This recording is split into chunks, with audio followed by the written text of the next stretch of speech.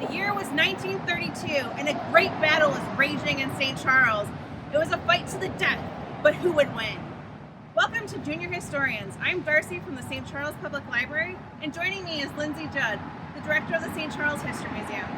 Today, the Junior Historians are exploring the weird history of spider versus snake. Lindsay, can you tell us a little bit about what we're going to be learning about today? Sure.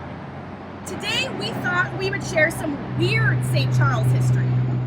Right here, in an odd twist of nature versus nature, there was once a snake who got caught by its head in a spider's web. That seems more than odd. How long ago did this happen? In August of 1932, so 88 years ago. Wow. What made this incident special? So, a living snake was found caught in a spider web in a pump house and proved to be such a fascinating sight that the owner of the pump house shared the odd appearance with several other people. Soon, people from all over town were coming to see the battle between the 7-inch garter snake and the spider whose web it was stuck in. The story ran in local newspaper along with a photograph taken by Mayor Langum. The article was picked up by larger newspapers throughout the country. Next thing you knew, it was a national sensation. Goodness, how long was that snake stuck in that web? For 3 weeks. Wow, and you said it was nationwide. How do you know that this story reached that far? Tons of letters and phone calls were received by City Hall. Even after it was all over, people were trying to get in contact with the mayor from many different states, such as Texas, South Carolina, New York, and Iowa.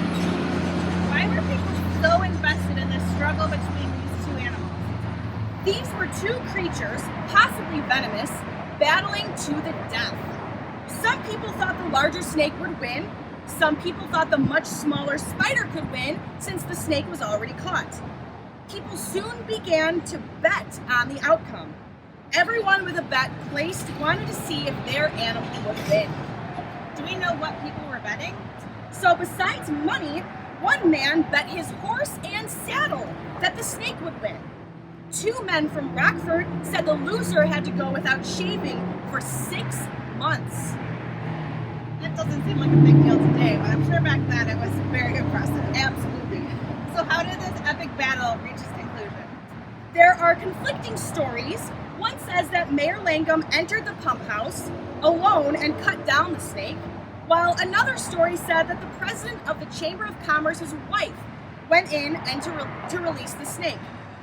So what happened to the snake after that? To prove that it lived, the snake was kept in a glass container in the front of Rexwell's soda shop and fed it milk. After a few days, it was released into the wild at Potawatomi Park. It was said that you could occasionally see the snake quickly slithering away from ground spiders. Lindsay, where can our junior historians learn more? To learn more about St. Charles history or the St. Charles History Museum, click the link in the description below. Excellent. Now join us as we go back inside the History Museum and we learn how to make spider catchers. Speaking of spider webs, did you know there's a hidden spider web here in St. Charles? The architect R. Harold Zook, who designed the municipal building, always incorporated a spider web in all of his architectural designs. This stemmed from his love of nature. So when you go into the municipal building and you look up, the ceiling of the tower emulates a spider web. Now that we're back at the History Museum, and I have one of my favorite pieces from the museum behind me, we're here to make our spider catchers. You're going to need 3 sticks, roughly the same size, 1 longer stick, which will be a stake that we can put into the ground, some yarn or twine, a pair of scissors, and a ruler or yardstick. First, we're going to start by measuring out 3 lengths of 3 feet long yarn or twine.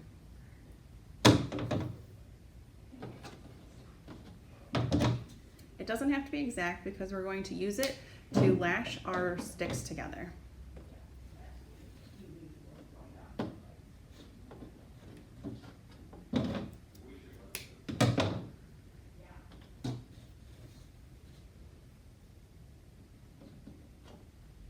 keep thinking about our story about the spider versus the snake and who I'd want to win.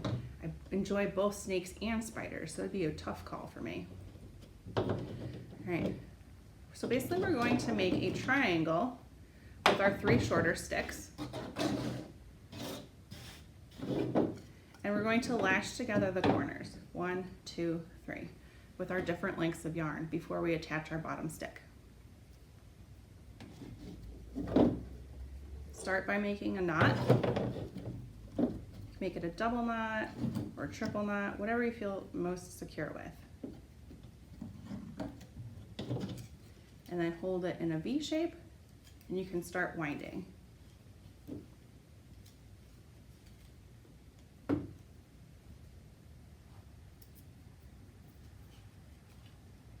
You can also change it up so it gets wrapped around multiple ways and not just the same pattern over and over again. You can also do some diagonal.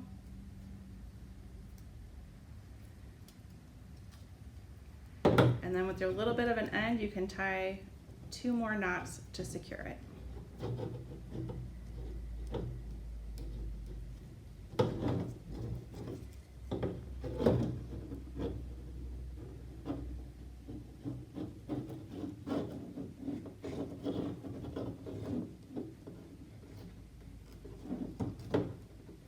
All right, now I can do my next 2. I'm going to leave a little bit longer of a tail on this one so it's a little bit easier to tie at the end.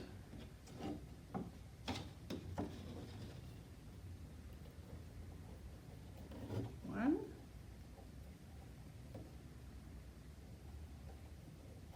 2.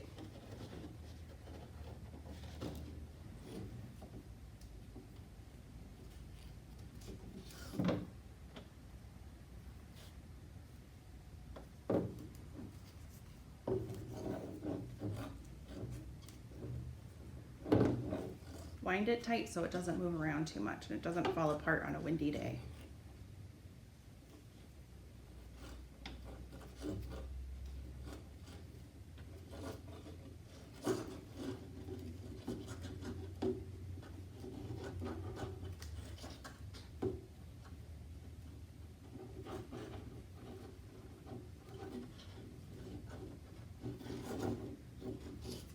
And then tie it with your end if you can find it. If not, just pick up a little edge and tuck it in, tying it there.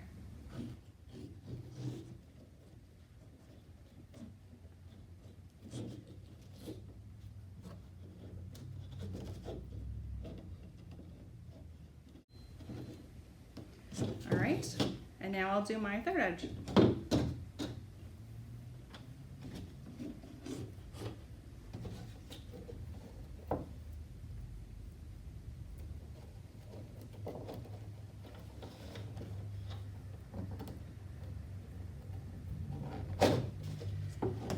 Start winding.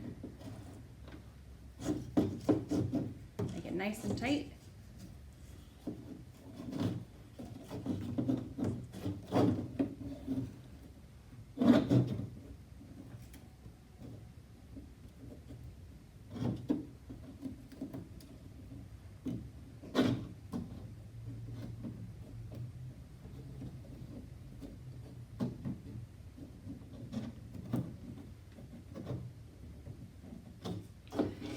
Tie your knot.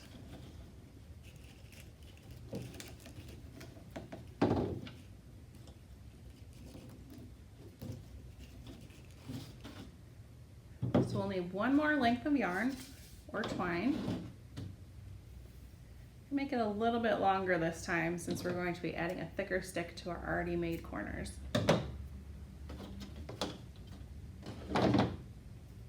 And take your longer stick and decide which corner you'd like to attach this to. I'm going to do the bottom part here. So start again by making a knot, your double knot. 1, 2, and then we're going to start lashing it together.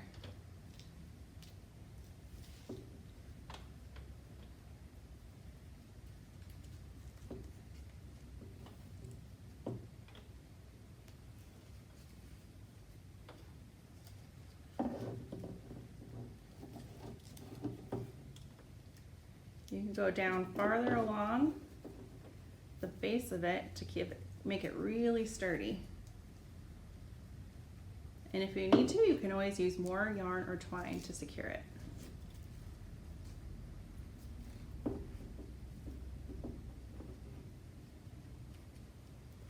And then tie it.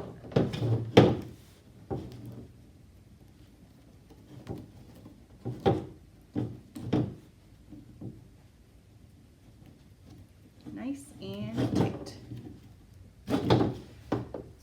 And now you have a spider catcher.